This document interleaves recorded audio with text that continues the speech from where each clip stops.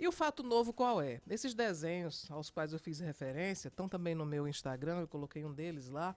Esses desenhos estão em papel timbrado do consultório do médico. Ele costumava entregar esses desenhos de borboletas para as vítimas. Uma das mães narra que ele pegou a filha dela, colocou no colo e começou a desenhar. Ele tem uma letra muito feia o desenho também é um desenho bastante irregular, de quem tem dificuldade para fazer o contorno.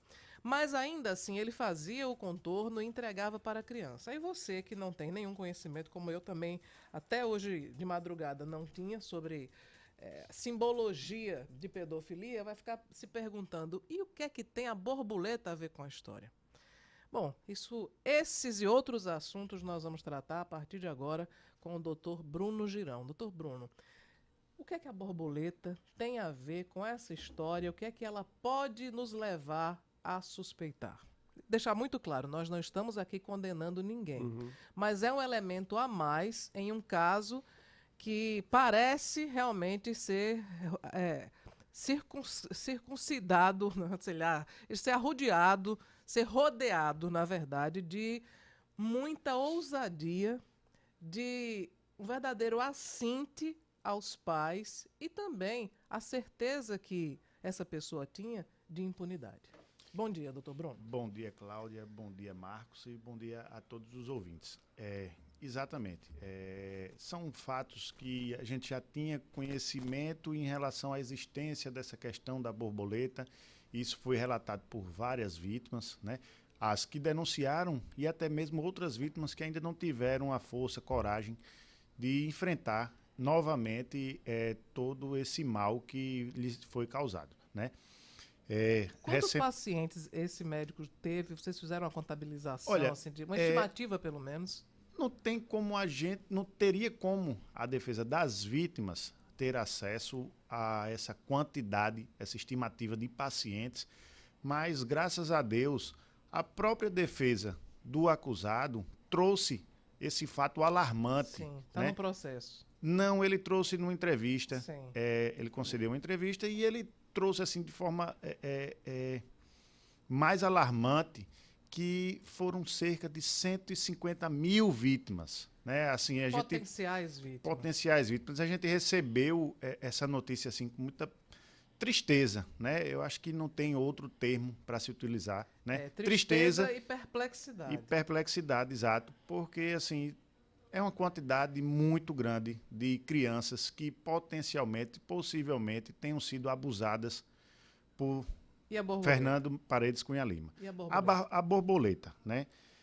Veja só, a gente fez algumas pesquisas e essa borboleta e outros desenhos, símbolos, estão voltados, ligados a pessoas que, de forma criminosa, sentem desejos sexuais, né, a crianças, né, nessa idade pré-púbere, entre até os 13 anos.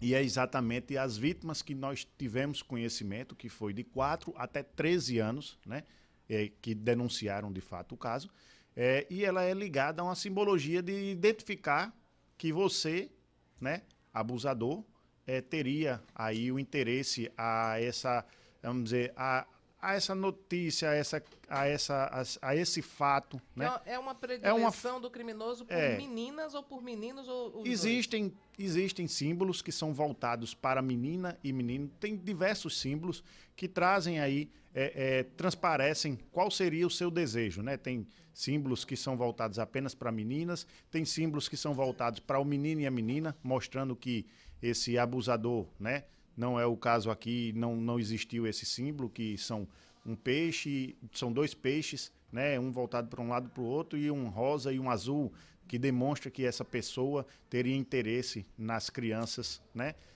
tanto do sexo masculino como do sexo feminino. E a gente conversou também com uma psicóloga que ela atua nessa área, né, de vítimas, crianças, que foram abusadas sexualmente, crimes sexuais contra crianças. Né?